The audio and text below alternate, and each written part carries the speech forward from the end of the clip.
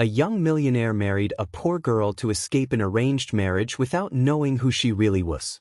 Before we dive into the story, comment below and let us know which city you're watching from. Enjoy the story. The night was calm, but inside the Hayes mansion, the atmosphere was heavy.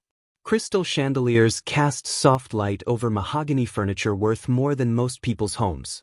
The dining table was set with its usual elegance, fine china, silver cutlery, and fresh orchids as centerpieces, but Ryan Hayes barely touched his food. His stomach churned with unease. He knew something was coming. His parents, Marcus and Evelyn Hayes, had urgently requested his presence at this formal dinner, something they only did when major family decisions were at stake. The silence between them was suffocating, broken only by the gentle clinking of silverware against porcelain. Marcus Hayes, a man whose mere presence commanded boardrooms and whose decisions moved stock markets, wiped his lips with a cloth napkin before fixing his son with that authoritative gaze that had intimidated business rivals for decades. "Ryan," Marcus began, his voice carrying the weight of expectation, "it's time for you to truly step into your role in this family. You're 27 years old, and you've spent long enough exploring your independence." Ryan raised an eyebrow, his fork freezing halfway to his mouth. The unease in his chest grew into a knot of dread. "And what exactly does that mean, Dad?" Evelyn Hayes, always perfectly poised in her designer dress and pearl necklace, forced a smile that didn't reach her eyes. Her manicured fingers drummed silently on the table as she prepared to deliver what she believed was wonderful news. "It means we found the ideal person for you to marry, darling," she said with practiced enthusiasm. "It's the best decision for you and for the company's future. We've spent months researching and negotiating." Ryan's breath caught in his throat. The fork slipped from his fingers, clattering against his plate. "Mary!" His voice cracked with disbelief. He let out a short, almost nervous laugh that echoed in the grand dining room. "You can't be serious. This is 2024, not 1824. "We're not joking, Ryan," Marcus replied without hesitation, his tone brooking no argument. "Her name is Olga Petrova. She's the daughter of Viktor Petrova, the biggest oil tycoon in Russia. The man controls 30% of Europe's energy supply. A union with the Petrova family would secure strategic agreements that could solidify our company's position in the global market for the next 50 years. It felt as though the ground had been pulled out from under Ryan. The enormity of what his parents were asking hit him like a physical blow. "You want me to marry someone I've never even met? A complete stranger? For what? To benefit the business?" Evelyn leaned forward, placing a perfectly manicured hand on her son's shoulder, trying to soften the blow with motherly affection. "Ryan, dear, Olga is an amazing woman. Yes, she's 45, but she's mature, sophisticated, and incredibly intelligent. She speaks 6 languages, has degrees from Oxford and Harvard, and—" "45?" Ryan interrupted, his voice rising in disbelief. He pushed his chair back slightly, staring at his mother as if she'd lost her mind. "She's 18 years older than me. She could practically be my older sister. Does that even make sense to you? Have you even considered for 1 second what I want? What I might feel about this?" The color drained from Evelyn's face, but Marcus's expression hardened into the cold mask he wore in hostile business negotiations. "Stop being so immature, Ryan." Marcus slammed his hand on the table with such force that the wine glasses trembled and the silverware clattered against the plates. "This isn't about some childish notion of romantic love. This isn't about what you want. This is about what's best for this family, for the empire we've built, for your future security." Marcus stood up, his imposing 6-foot frame towering over the table. "You're privileged to be part of something great, something that will outlast us all. But that privilege comes with sacrifices, with responsibilities. Every generation of our family has made these sacrifices." "Sacrifices?" Ryan shot to his feet, his face flushed with anger and hurt. "You want me to sacrifice my happiness, my freedom, my entire life? You want me to wake up every morning next to someone I don't love, someone I barely know, just so you can add another 0 to your net worth?" His voice cracked with emotion. "You don't care about me as a person, Dad. You only care about me as a chess piece in your business strategy. I'm not your son to you, I'm just another asset to be leveraged. Evelyn tried to intervene, her voice taking on that condescending tone she used when she thought Ryan was being unreasonable. Ryan, don't be so dramatic. Love grows with time.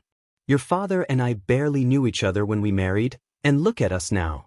Olga is a sophisticated woman with impeccable breeding. You'll learn to admire her, to appreciate her qualities. These things develop naturally. Ryan laughed bitterly, the sound harsh and broken.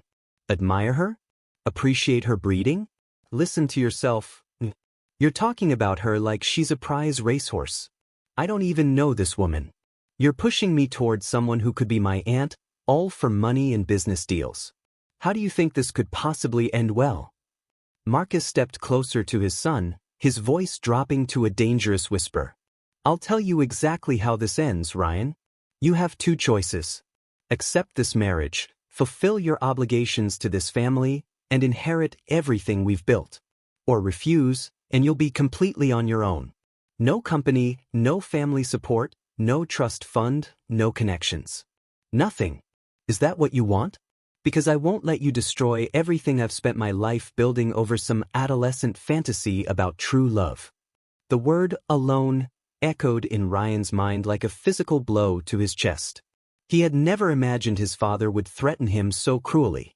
His eyes welled up with tears of rage and betrayal, but he held them back through sheer willpower.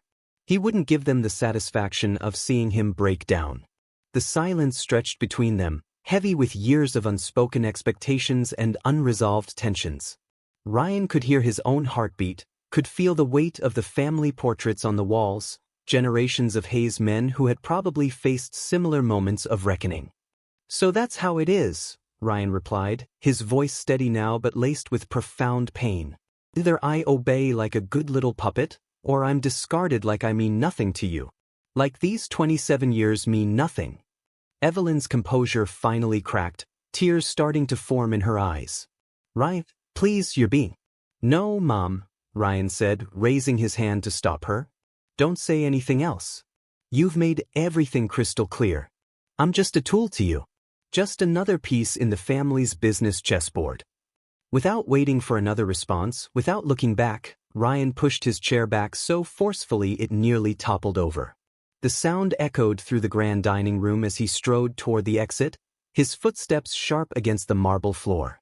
He walked through the mansion's opulent entryway, past the imported Italian statues, past the paintings worth millions, past everything that suddenly felt like a beautiful prison. As he started the engine, the sound was the only thing that broke the suffocating silence of the night. He could see his parents through the dining room window. Evelyn had her head in her hands, while Marcus stood rigid, staring out into the darkness.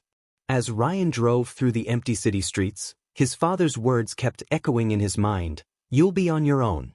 The city lights blurred past him, but all he could think about was whether that might actually be exactly what he needed. Ryan drove through the night with no destination in mind, just an overwhelming need to get as far away from his family's expectations as possible.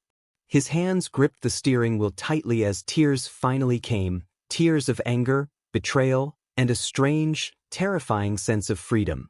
He found himself remembering a small coastal town he had visited as a child during a rare family vacation when his parents had still pretended to care about normal family experiences. Fair Haven. The name came back to him like a half-forgotten dream. Hours later, as the first light of dawn painted the sky in soft pastels, Ryan found himself driving down a winding coastal road. The salty air filled his car through the open windows, and for the first time in months, he could breathe deeply without feeling the weight of expectation crushing his chest. Fair Haven looked exactly as he remembered, frozen in time, untouched by the corporate world that had defined his entire existence. The streets were quiet and lined with simple wooden houses painted in cheerful blues, yellows, and whites. Flower boxes adorned nearly every window, and the air carried the gentle sound of waves lapping against the shore. After checking into the seaside inn, a modest bed and breakfast that would have horrified his mother with its simple furnishings and homemade quilts, Ryan decided to explore. He needed coffee, and more than that, he needed to be around people who didn't know his name or his family's reputation. He spotted a corner cafe with weathered outdoor tables and an old wooden sign that read, "Seaside Cafe," in faded blue paint. The building itself looked like it had weathered decades of ocean storms but stood proudly, welcoming and unpretentious. As soon as he stepped inside, Ryan was enveloped by warmth, not just the physical warmth, but an emotional warmth he hadn't experienced in years. The aroma of fresh coffee mingled with something sweet and comforting. Was that apple pie? Cinnamon rolls? It smelled like someone's grandmother's kitchen, not the sterile perfection of his family's mansion. The interior was cozy and lived in, with mismatched chairs, shelves full of well-worn books, and framed vintage photographs of the town throughout the decades. Local artwork hung on the walls, and soft jazz music played from an old radio behind the counter. Behind that counter stood a young woman who immediately caught Ryan's attention. She moved with easy grace, helping customers with a warmth that seemed completely genuine. Her honey-colored hair was tied up in a messy bun with a few escaped strands framing her face, and her flour-dusted apron suggested she'd been baking since before dawn. What struck Ryan most was her smile. It wasn't the practiced, calculating smile he was used to seeing at corporate events or society gatherings. This was real, reaching her eyes and transforming her entire face as she interacted with each customer as if they were dear friends. "Good morning," she said as Ryan approached the counter, her voice carrying a slight musical quality that matched the peaceful atmosphere of the cafe. "What can I get for you today? We've got the best coffee in town, or at least that's what Mr. Bill over there claims every single morning." She nodded toward an elderly man sitting by the large front window, his weathered hands wrapped around a ceramic mug. He had obviously overheard and raised his cup with a theatrical flourish, calling out, "Damn right it's the best. Been drinking it for 15 years, and it keeps getting better." For the first time in days, Ryan found himself genuinely smiling. The simple interaction, the lack of pretense, the honest warmth, it was like stepping into a different world. "Well, I'll have to trust Mr. Bill's expert opinion then," Ryan said, feeling some of the tension leave his shoulders. "A coffee, please. And whatever smells so incredible back there." "Ah, that would be my morning apple cinnamon muffins," she said with obvious pride, moving gracefully to prepare his order. "I get up at 5 every morning to make them fresh. My grandmother's recipe, she used to say the secret ingredient was getting up early enough to put love into the baking." As she worked, Ryan found himself studying the cafe more closely. This wasn't just a business, it was clearly the heart of a community. People came and went, greeting the woman behind the counter by name, asking about her day, sharing quick stories about their lives. Children ran in after school to buy cookies, calling her Miss Emily with obvious affection. "You're not from around here, are you?" Emily asked, tilting her head with curious but kind eyes as she handed him his coffee and muffin. "I usually recognize every face that walks through that door. Fairhaven's small enough that newcomers stand out, especially ones wearing expensive suits at 8 in the morning." Ryan glanced down at his clothes. He was still wearing the designer outfit from last night's disastrous dinner, probably worth more than most people in this town made in a month. He suddenly felt overdressed and out of place. "No, just passing through," Ryan replied carefully, not wanting to reveal too much too quickly. "I needed a break from the big city. Things got complicated." Emily's expression softened with understanding. She had seen that look before, the expression of someone carrying a heavy burden, someone who needed space to breathe and think. "Fairhaven's perfect for that," she said, leaning slightly on the counter in a gesture that somehow made the conversation feel intimate despite the public setting. "Things are simpler here. Quieter. Sometimes when life gets overwhelming, simple is exactly what we need." She paused, studying his face with gentle curiosity. "I'm Emily, by the way. I practically live here. I open up every morning at 6 and close at 7. If you're staying in town for a while, you'll probably see me more than you see anyone else." "Ryan," he said, then caught himself. For a moment, he had almost added his last name out of habit. "Just Ryan." "Just Ryan," Emily repeated with a small smile. "Well, just Ryan, how long have you worked here?" Ryan realized she was asking about his life, trying to make conversation the way people do in small towns. "Oh, I don't work here, I mean, I'm just visiting." taking some time to figure things out. Ah, Emily said, nodding as if she completely understood. One of those crossroads moments. I've had a few of those myself. There was something in her tone, a mix of wisdom and melancholy that suggested she had her own stories, her own complications. But she didn't press him for details, didn't pry into his business the way people in his usual circles would have. Well, she continued, if you need anything while you're figuring things out, more coffee, directions around town, or just someone to chat with, you know where to find me. Fairhaven has a way of helping people find what they're looking for, even when they're not sure what that is. As Ryan left the cafe, stepping back into the gentle morning sunlight, he carried with him something he hadn't felt in years: hope. Emily was unlike anyone he had ever met, genuine, warm, unpretentious. And Fairhaven felt like a place where he could finally breathe, finally think, finally discover who he might be when he wasn't being pressured to be someone else. For the first time since leaving his family's mansion, Ryan felt like maybe, just maybe, everything might work out after all. The next morning, Ryan found himself walking back to the seaside cafe before he had even consciously decided to do so. Something about the warmth he'd experienced there yesterday drew him back like a magnet. As he pushed open the familiar door, the bell chiming softly overhead, Emily looked up from arranging fresh pastries in the display case and smiled with genuine pleasure. "Just Ryan returns," she said with a teasing glint in her eye. "I was hoping you'd come back. How did you sleep?" The seaside inn can be a little noisy with the ocean right outside the windows. "Actually, it was the best night's sleep I've had in months," Ryan admitted, sliding onto a bar stool at the counter. "I'd forgotten how peaceful the sound of waves can be." "Most city folks say that," Emily said, pouring his coffee without being asked. Somehow she'd already memorized how he liked it. "But give it a few nights, and you'll find yourself sleeping deeper than you have in years. There's something about being near the ocean that just settles the soul." As the days passed, this morning routine became sacred to both of them. Ryan would arrive around 8, after the early morning rush of fishermen and local workers had cleared out, and Emily would take a few minutes to sit with him, sharing stories and getting to know each other in the unhurried way that only small towns allow. Ryan learned that Emily was 25, just 2 years younger than him, but she carried herself with a maturity that came from responsibility rather than privilege. She had been running the cafe for 3 years, ever since the previous owner, an elderly woman named Mrs. Patterson, had decided to retire and had offered Emily the chance to take over the business. "It wasn't exactly what I had planned for my life," Emily confided one morning as she refilled his cup. "I had dreams of going to art school, maybe moving to the city, becoming a painter.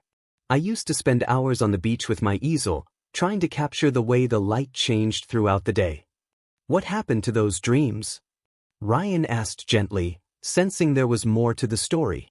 Emily's hands stilled for a moment, her eyes growing distant. "Life happened. My parents died in a car accident when I was 22.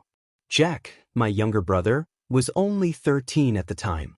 Suddenly I wasn't just responsible for myself anymore. I had a kid to raise, bills to pay, a future to secure for both of us."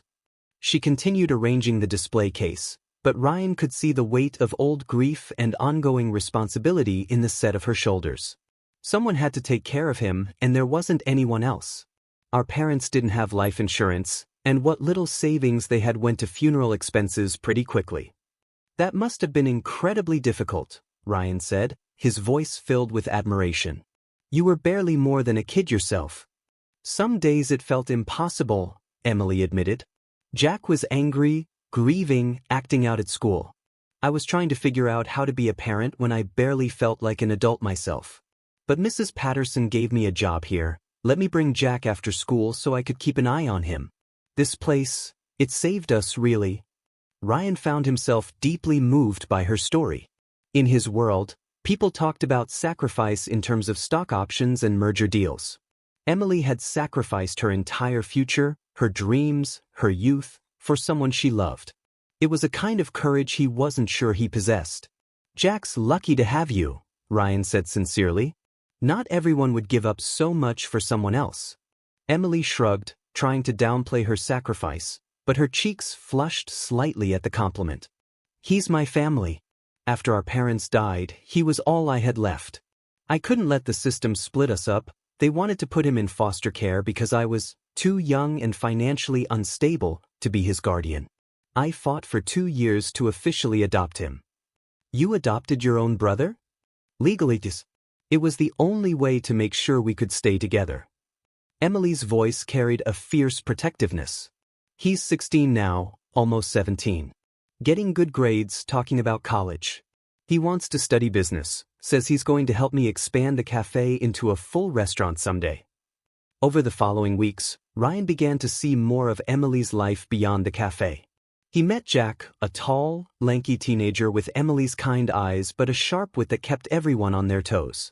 Jack was clearly protective of his sister, studying Ryan with the suspicious gaze of someone who had learned early that not all adults could be trusted.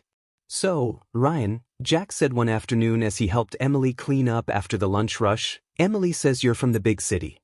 What kind of work do you do there?" Ryan hesitated, still not ready to reveal the full truth about his background. "I used to work with my family's business, but I decided to take some time off to figure out what I really want to do with my life." Jack raised an eyebrow, a gesture that reminded Ryan so much of Emily it was almost comical. "Must be nice to have enough money to just take time off whenever you want." "Jack," Emily warned gently, but Ryan held up a hand. "No, he's right to ask. And yes, I've been fortunate in that way. But having money doesn't make life decisions any easier, sometimes it makes them harder." Jack studied him for a moment, then seemed to come to some internal decision. "Well, as long as you're not planning to break my sister's heart, I guess you're okay." "Jack!" Emily exclaimed, her face turning bright red. "What?" "I'm just looking out for you," Jack said with the breezy confidence of a teenager who thinks he knows everything. "You never bring guys around, so this one must be pretty special." Ryan found himself both touched and terrified by the implication. Was he special to Emily? And if so, what did that mean for both of them? As the weeks passed, Ryan found himself falling into the rhythm of Fairhaven life. He helped Emily with small tasks around the cafe, fixing a wobbly table, painting a window frame that had been damaged in a storm, even learning to make coffee the way the regulars liked it. "You're getting pretty good at this," Emily observed one morning as Ryan confidently prepared Mr. Bill's usual order without being asked. "You sure you haven't worked in food service before?" "Trust me, this is all new territory," Ryan laughed. "Where I come from, people don't make their own coffee, they have assistants for that." Emily paused in her work, giving him a curious look. "What kind of family business requires assistants to make coffee?" Ryan realized he'd said too much, revealed more than he'd intended. "It's complicated. Very corporate, very formal. Not like this." Emily sensed his discomfort and didn't push, but Ryan could see the questions in her eyes. He knew he was living on borrowed time. Eventually, he would have to tell her the truth about who he was and why he was really in Fairhaven. One evening, as they walked along the beach after the cafe had closed, Emily opened up more about her artistic dreams. "I used to come out here every sunset with my paints," she said, stopping to pick up a smooth piece of sea glass. "I was obsessed with trying to capture the exact color of the water just as the sun hits it. I must have painted this same view 100 times and never quite got it right." "Do you miss it? Painting, I mean." Emily was quiet for a long moment, listening to the waves. "Every day. But wanting something and being able to have it are two different things." Jack needed stability, security. Art is unpredictable. Beautiful but unpredictable. What if you could have both? Ryan asked impulsively. What if you could paint and still provide for Jack? Emily looked at him with a sad smile. "That's a lovely thought, Ryan, but life doesn't work that way. Not for people like me." Ryan wanted to tell her that life could work that way, that with the right resources, the right support, dreams didn't have to be sacrificed for security. But he couldn't say that without revealing exactly how much money his family had, and he wasn't ready for that conversation. Instead, he took her hand as they walked, feeling the calluses on her palms from years of hard work, and made a silent promise to himself that somehow, someway, he would find a way to help Emily reclaim her dreams. The connection between them was growing stronger every day, but Ryan knew that it was built on incomplete truths. Emily was falling for just Ryan. A man taking time to figure out his life. She had no idea she was falling for Ryan Hayes, heir to a billion-dollar empire, runaway from an arranged marriage, and someone whose very presence in her simple, honest world was based on a kind of deception. The weight of that knowledge was becoming harder to carry, especially as he realized he was falling in love with her too. 3 weeks into Ryan's stay in Fairhaven, Emily's carefully constructed peace was shattered by a single phone call. It came on a busy Tuesday afternoon while she was juggling the lunch crowd, her hands covered in flour from preparing fresh bread rolls for the next day. The phone rang insistently from behind the counter, and Emily almost ignored it. During lunch rush, she had a strict policy of letting calls go to voicemail. But something made her glance at the caller ID, and when she saw the name, Whitmore and Associates, her blood ran cold. She recognized that name. They were her father's former lawyers, the ones who had handled the legal aftermath of his downfall. She hadn't heard from them in over 5 years, not since she had legally changed her last name from Coleman to Matthews, her mother's maiden name, in a desperate attempt to escape the shadow of her father's crimes. "Could you watch the counter for just a minute?" she asked Mrs. Chin, one of her regular customers who knew the cafe almost as well as Emily did. "I need to take this call." Emily stepped into the small office behind the kitchen, her hands trembling slightly as she answered the phone. "Miss Matthews? Or should I say Miss Coleman?" The voice on the other end was crisp, professional, and carried an undertone of satisfaction that made Emily's stomach turn. "This is James Whitmore from Whitmore and Associates. I've been trying to reach you for quite some time." "I legally changed my name," Emily said quietly, closing the office door behind her. "And I thought I made it clear years ago that I wanted nothing to do with my father's estate or his business." "Circumstances have changed, Miss Coleman," Whitmore continued, ignoring her correction. "I'm calling to inform you that certain assets from your father's estate have been released from federal seizure. Assets that were specifically designated for you in his will." Emily sank into the old wooden chair behind her desk, feeling like the walls were closing in around her. "I don't want anything from him. I've built my own life." "I understand your reluctance," Whitmore said, his tone becoming almost condescending. "But we're talking about a substantial sum, enough to change your circumstances considerably. Your father may have made mistakes, but he did love you. He wanted to provide for your future." "Mistakes?" Emily's voice rose despite her efforts to stay calm. "He destroyed families, Mr. Whitmore. He manipulated oil prices, caused environmental disasters, and ruined the lives of thousands of people. Those weren't mistakes, they were crimes." There was a pause on the other end of the line. "Miss Coleman, your father paid his debt to society. The federal investigation concluded, charges were resolved, and now his estate is being distributed according to his wishes. You can choose to be emotional about the past, or you can think practically about your future and your brother's future." The mention of Jack hit Emily like a physical blow. Jack, who was a junior in high school now, talking about college applications and his dreams of studying business. Jack, who had no idea how they were going to afford his education on the cafe's modest income. "What kind of sum are we talking about?" she asked reluctantly. "Approximately $12 million, Whitmore said, and Emily nearly dropped the phone. "Plus some additional assets, properties, investments, things that could be liquidated if necessary. Enough to secure your brother's education and perhaps allow you to pursue some of those artistic dreams I understand you abandoned." Emily's mind reeled. $12 million. It was an impossible amount of money, more than she could have imagined. It was also blood money, tainted by everything her father had done. "There are conditions, of course," Whitmore continued. "You would need to formally acknowledge your relationship to Richard Coleman, take on certain representational duties for the estate, attend some legal proceedings. Nothing too onerous, but the family name would become public again." "I need time to think about this," Emily managed to say. "Of course. But Miss Coleman, I should mention that this offer won't remain open indefinitely. There are other parties interested in these assets, and the court would prefer to see them go to family. I'll call you again next week for your decision." After hanging up, Emily sat in the small office for several minutes, trying to process what had just happened. She had spent years building a new identity, a clean life free from her father's shadow.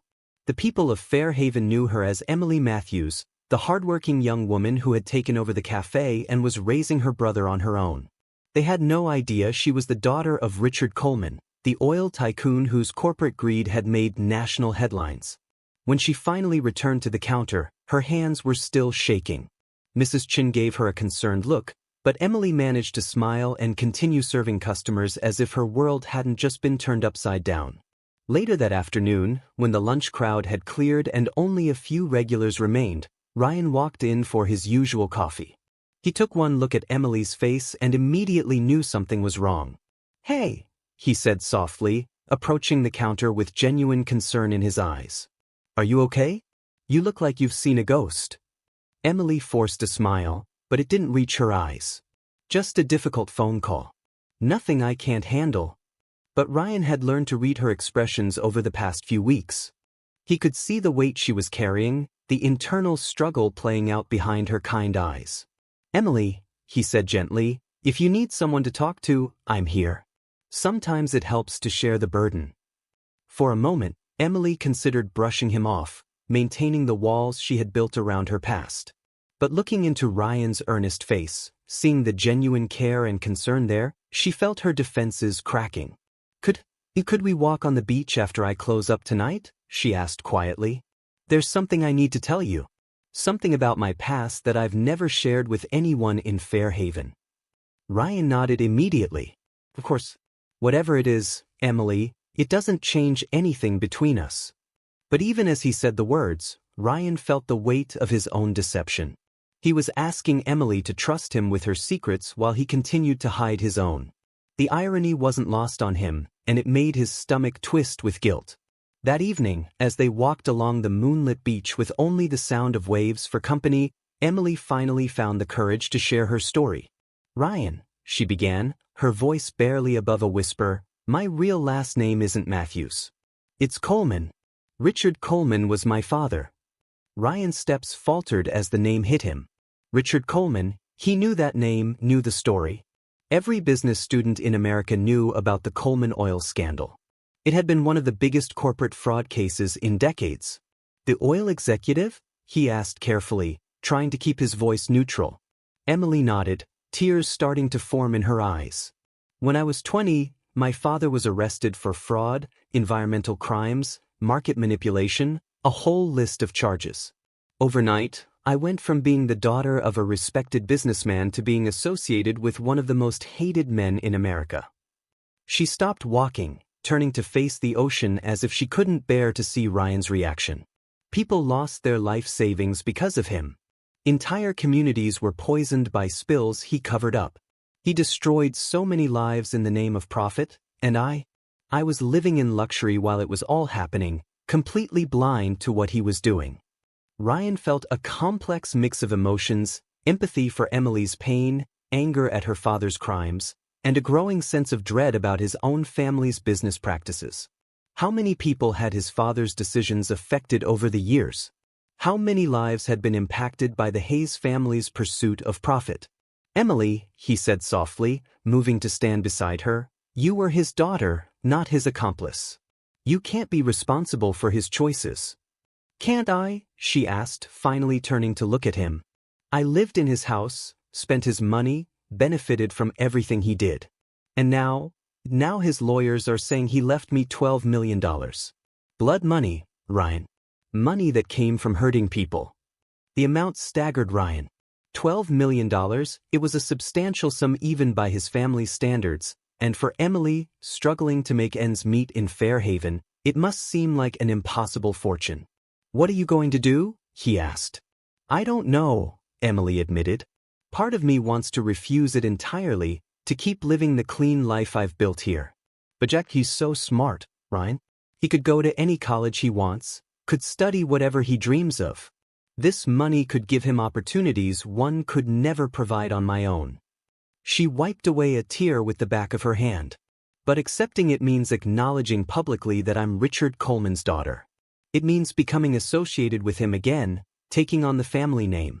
The people here, they trust Emily Matthews. Would they still feel the same way about Emily Coleman?" Ryan wanted to comfort her, to tell her that the people of Fairhaven would understand, that they cared about who she was now, not who her father had been.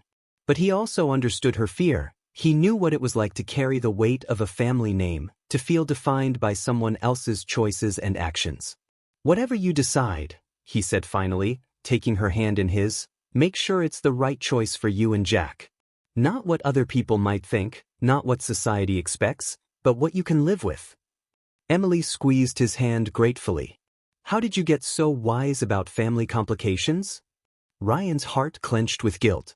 This was his moment to be honest, to share his own family struggles, to let Emily know that she wasn't alone in carrying the burden of a complicated family legacy. But the words wouldn't come. How could he admit that his problems were the exact opposite of hers, that he was running away from privilege while she was wrestling with whether to accept the consequences of her father's crimes? "I guess everyone has family complications," he said evasively, hating himself for the half-truth. As they walked back toward town, Emily felt a strange sense of relief. She had shared her deepest secret with Ryan, and he hadn't run away, hadn't judged her, hadn't made her feel ashamed of something she couldn't control. For the first time in years, she felt like someone truly understood the weight she carried. But Ryan walked beside her in growing turmoil, knowing that his own moment of truth was rapidly approaching. Over the following days, Emily wrestled with the decision about her father's inheritance while Ryan battled his own growing guilt about the deception he was maintaining. He watched Emily struggle with the weight of her family's legacy, saw her lose sleep over the moral implications of accepting money tied to her father's crimes, and felt like a hypocrite for offering comfort when he was hiding equally significant truths about his own background. The breaking point came when Emily received a second call from Whitmore and Associates. This time, the lawyer was more aggressive, more demanding. "Miss Coleman," Whitmore's voice carried an edge of impatience. "This is your final notice. The court is prepared to redistribute these assets if you don't make a decision within the week. I understand you have moral reservations, but think practically. Your brother's future depends on this decision." After hanging up, Emily sat in her small office behind the cafe, her head in her hands. The pressure was becoming unbearable. She was caught between her moral convictions and her love for Jack, between her desire to remain hidden and her responsibility to secure his future. When Ryan arrived for his usual afternoon coffee, he immediately saw the strain on her face. The Emily he had come to know, strong, resilient, always ready with a warm smile for her customers, looked exhausted and defeated. "Emily," he said softly, approaching the counter where she stood mechanically wiping down surfaces that were already clean. "What's wrong? You look like you haven't slept in days." "I haven't," she admitted without looking up. "The lawyers called again. I have to decide about my father's money by the end of the week, or they'll redistribute it to other claimants." Ryan set down his coffee cup, his heart aching for her. "And you're still torn about what to do." "I keep thinking about all the people my father hurt," Emily said, her voice thick with emotion. "Families who lost their homes because of his market manipulations. Communities that are still dealing with environmental damage from his cover-ups. How can I take money that came from causing so much pain?" She finally looked up at him, her eyes red-rimmed from lack of sleep and tears. "But then I think about Jack. He's been talking about MIT, about studying sustainable energy systems. He wants to be part of the solution, to help fix the kind of environmental problems our father caused. But MIT costs $60,000 a year, Ryan. Even with scholarships, I could never afford it on what the cafe makes." Ryan felt a stab of pain at her words. $60,000 was what his family spent on a single dinner party. The casual expense of his old life could transform Emily and Jack's entire future, but he couldn't say that without revealing everything he'd been hiding. "Emily," he said carefully, "what if you accepted the money but used it differently than your father would have wanted? What if you made it part of the solution instead of part of the problem?" Emily looked at him with curiosity. "What do you mean?" "You could accept it, but dedicate a portion to environmental restoration projects, to helping communities affected by corporate pollution. You could fund scholarships for kids from families damaged by corporate greed. You could turn your father's legacy from destruction into healing." For the first time in days, Emily's face showed a glimmer of hope. "You really think that would make a difference?" You think it could balance the scale somehow? I think, Ryan said, choosing his words carefully, that money is just a tool. It's not inherently good or evil, it's what people do with it that matters. Your father used it to cause harm. You could use it to cause healing. Emily was quiet for a long moment, considering his words. There's still the issue of going public, of acknowledging who I am. The people here, they know me as Emily Matthews. They've accepted me, trusted me. What if they can't see past the Coleman name? Then they were never worthy of your trust in the first place, Ryan said firmly. Emily, you've spent 3 years proving who you are through your actions. You've cared for this community, raised your brother, built something good and honest with your own hands. Anyone who would judge you based on your father's crimes instead of your own character isn't someone whose opinion should matter to you. As he spoke, Ryan felt the weight of his own hypocrisy crushing down on him. How could he encourage Emily to be brave and honest when he was still living a lie? How could he tell her that people would accept her for who she really was when he was too cowardly to show her who he really was? That evening, Ryan made a decision. He couldn't keep living this double life, couldn't keep accepting Emily's trust and vulnerability while offering nothing genuine in return. He asked Emily to meet him on the beach after she closed the cafe, the same spot where she had revealed her secret to him weeks earlier. The sun was setting over the horizon, painting the sky in brilliant oranges and purples, as Ryan prepared to finally tell Emily the truth about his identity. Emily, he began, his voice unsteady with nerves, I need to be honest with you. Completely honest. I haven't been truthful about who I am or why I'm really here. Emily turned to face him, and Ryan saw a flicker of fear cross her features. After everything she had shared with him, was he about to reveal that he had been deceiving her all along? What do you mean? She asked quietly. Ryan took a deep breath, knowing that these next words would change everything between them. My name is Ryan Hayes. My father is Marcus Hayes. He owns Hayes Technology Corporation. It's one of the largest tech companies in the country. Emily's eyes widened as the implications hit her. You're incredibly wealthy. Yes, Ryan admitted. My family has billions of dollars. I grew up with every privilege imaginable, private schools, luxury travel, connections that could open any door I wanted. Then why are you here? Emily asked, her voice barely above a whisper. Because my parents wanted to force me into an arranged marriage, Ryan continued, the words coming easier now that he had started. They found a woman, Olga Petrova, the daughter of a Russian oil tycoon. She's 18 years older than me, someone I've never met. They wanted me to marry her to secure business deals, to merge our company's interests. Emily was silent, processing this revelation. So you ran away? Yes. They gave me an ultimatum, marry her or lose everything. No family support, no inheritance, no company position. They were willing to cut me off completely if I didn't comply with their wishes. Ryan sat down heavily on a piece of driftwood, his shoulders sagging under the weight of his confession. I've been hiding here, trying to figure out what to do with my life, trying to decide if I'm brave enough to give up everything I've ever known for the chance to choose my own path. Emily remained standing, her arms wrapped around herself as if she were cold. So when I was telling you about my struggles with my father's money, about not being able to afford Jack's education, you were sitting there knowing you could solve all my problems with pocket change. The pain in her voice was like a physical blow to Ryan. Emily, it wasn't like that. Wasn't it? She interrupted, her voice rising slightly. I trusted you with my deepest secrets, my biggest fears, my most difficult decisions. And all this time, you were, what? Studying me? Playing tourist in my simple little life? No. Ryan stood up quickly, reaching toward her, but Emily stepped back. Emily, please, that's not how it was at all. When I first came here, yes, I was just hiding, just trying to escape my problems. But getting to know you, watching the way you've built this life, the way you've sacrificed everything for Jack, the way you care about doing the right thing even when it costs you, it changed me. Tears were streaming down Emily's face now. How can I believe anything you've told me? You've been lying to me for weeks. I wasn't lying, Ryan said desperately. I was hiding parts of the truth, But everything I told you about how I feel, about what this place means to me, about what you mean to me, all of that was real. Emily shook her head, backing away from him. I need time to think about this. I need some space. She turned and walked quickly back toward town, leaving Ryan alone on the beach as darkness fell around him.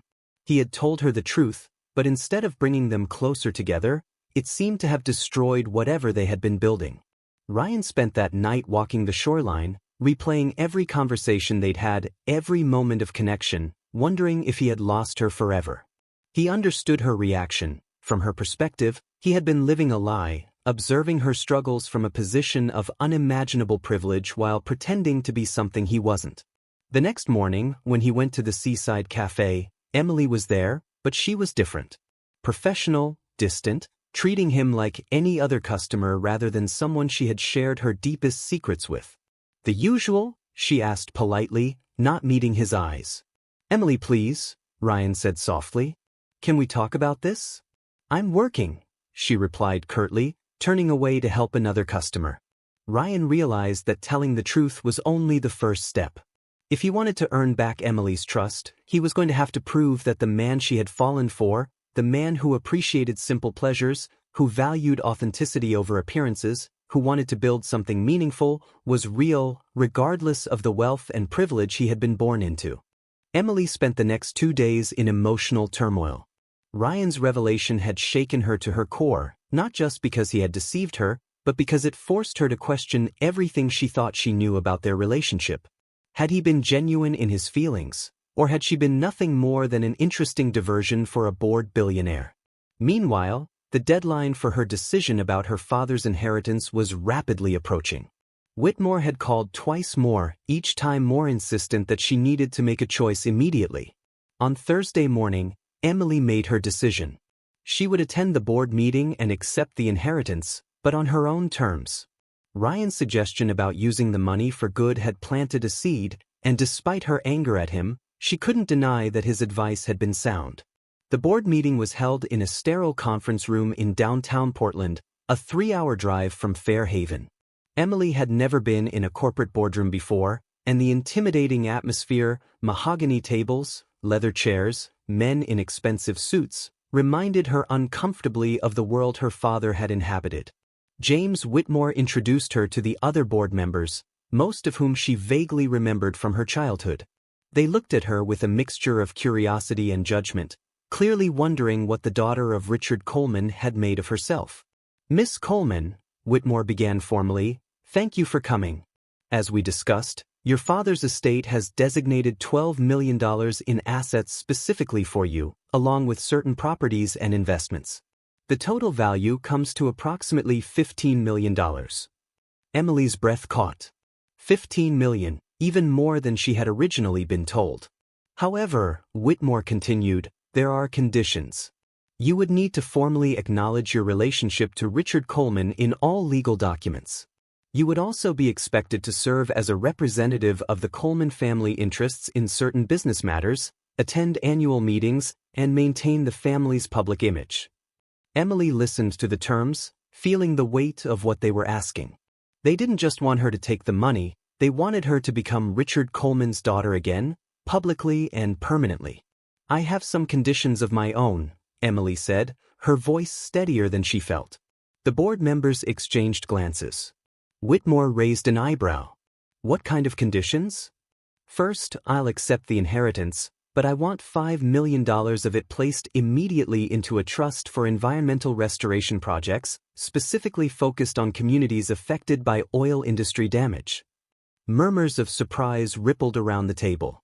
Second, Emily continued, gaining confidence, I want another $2 million to go toward scholarships for students from families affected by corporate environmental crimes.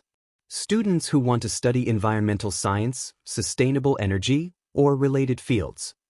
Miss Coleman, one of the board members interrupted, this is highly irregular. Your father intended this money for your personal use. My father caused tremendous harm, Emily said firmly. If I'm going to take money that came from that harm, then some of it needs to go toward healing the damage he caused. That's non-negotiable. Whitmore was clearly frustrated, But he also seemed to recognize that Emily was serious. And the remainder of the inheritance? The remaining $8 million I'll accept for myself and my brother's future. But I won't serve as a representative of Coleman family interests, and I won't attend meetings or maintain any public image. I'll acknowledge my relationship to Richard Coleman legally, but I won't become a spokesperson for his legacy. The room fell silent as the board members considered her terms. Emily could see them calculating, weighing the costs of her conditions against the benefit of closing the estate quickly. Finally, Whitmore nodded. We can work with those terms. It will take some time to establish the trusts and handle the paperwork, but yes, we can accommodate your requests. Emily felt a surge of relief and pride. She had taken control of the situation, turned what could have been a continuation of her father's harmful legacy into something that might actually help heal some of the damage he had caused. As she drove back to Fairhaven that evening, Emily felt lighter than she had in years. She had faced her past, made peace with it, and found a way to move forward that honored both her values and her responsibility to Jack. But as she pulled into town and saw the lights of the seaside cafe glowing warmly in the evening darkness, her thoughts turned inevitably to Ryan. Despite her anger at his deception, she couldn't stop thinking about what he had said to her over the weeks they had spent together. His advice about using her father's money for good had been instrumental in her decision. His encouragement to be brave, to trust that people would accept her for who she was rather than who her father had been, had given her the strength to face the board meeting. Had those insights come from genuine caring, or from the detached wisdom of someone who had never really struggled with anything? Meanwhile, Ryan was facing his own moment of reckoning. That same Thursday, he received a call from his mother that would force him to make the final decision he had been avoiding. Ryan, Evelyn's voice was tight with emotion. You need to come home. Your father had a heart attack. Ryan's blood went cold. What? Is he? How is he? He's alive, but he's in the hospital. The doctors say it was brought on by stress. Ryan, he's been beside himself since you left. This fight between you two, it's killing him. Ryan closed his eyes, guilt washing over him. Mom, the wedding to Olga is scheduled for next month, Evelyn continued. If you come back now, if you go through with the marriage, we can pretend this whole episode never happened. Your father needs to see that the family is united, that his legacy is secure. It might be the only thing that helps him recover. Ryan sank into a chair in his hotel room, his mind racing. His father was in the hospital, possibly because of the stress their conflict had caused. His family needed him. The easy thing, the expected thing, would be to go back, marry Olga, take his place in the company, and resume the life that had been planned for him since birth. But then he thought about Emily, not just the Emily who was angry with him now, but the Emily who had sacrificed her dreams for Jack, who had built something beautiful and meaningful with her own hands, who had shown him what it meant to live authentically rather than according to other people's expectations. Could he go back to his old life after experiencing what it felt like to be valued for who he was rather than what he represented? Mom, Ryan said finally, I'm sorry Dad is sick. I really am. But I can't come back to marry Olga. I can't live the life you and Dad want for me. There was a long silence on the other end of the line. So you're choosing to abandon your family when we need you most? I'm choosing to be honest about who I am, Ryan replied. And maybe that's what Dad really needs to see. That I can stand on my own, that I can build something meaningful without the Hayes name behind me. Ryan, please. Tell Dad I love him, Ryan said, his voice breaking slightly. Tell him I hope he gets better. But I won't be coming back. After hanging up, Ryan sat in his hotel room for a long time, staring out at the ocean. He had made his choice. He was giving up his inheritance, his family's support, everything he had ever known. Now he needed to figure out how to build a life from nothing, and whether Emily would ever be willing to be part of it. The next morning, Ryan knew he had to try one more time to reach Emily. He couldn't leave things the way they were, couldn't let their story end with anger and misunderstanding. He arrived at the seaside cafe early, before the morning rush, hoping to catch Emily when she might have a few minutes to really listen. Emily was alone, preparing for the day, when she heard the familiar chime of the door. She looked up to see Ryan, and her heart did that familiar flutter before she reminded herself to stay guarded. "Emily, please," Ryan said before she could tell him she was too busy to talk. "I know you're angry with me, and you have every right to be. But I need you to know something important." Emily continued her prep work, but didn't tell him to leave. "Yesterday, my mother called," Ryan continued. "My father is in the hospital.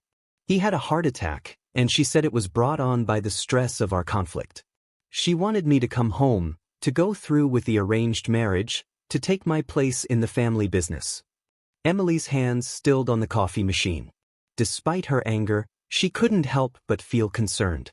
"And?" she asked quietly. "And I told her no," Ryan said firmly. "I told her I couldn't live the life they want for me. I'm giving up my inheritance, my family's support, everything I've ever known. I'm choosing to start over, to build something real on my own terms." Emily turned to face him, studying his expression. "Why are you telling me this?" "Because I want you to know that everything I felt here, everything I told you about wanting to find my own path, about valuing authenticity over appearances, all of that was real. Yes, I should have told you the truth about my background sooner. I was a coward about that. But my feelings for you, my admiration for the life you've built, my desire to be part of something genuine, none of that was a lie."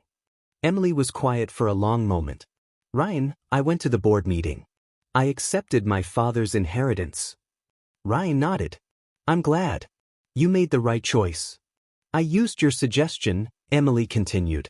"I'm putting $7 million into trusts for environmental restoration and scholarships. Money that came from causing harm will now go toward healing that harm." Ryan smiled, feeling genuinely proud of her courage. "That's incredible, Emily. That's exactly what I hoped you would do." "But that's not the point," Emily said, her voice growing firmer. "The point is that while I was struggling with one of the biggest decisions of my life, while I was losing sleep over moral implications and financial pressures, you were sitting there knowing you could have solved all my problems without even thinking about it." Ryan winced. "Emily, let me finish," she interrupted. "I understand why you didn't tell me at first. I even understand why you were running from your family's expectations.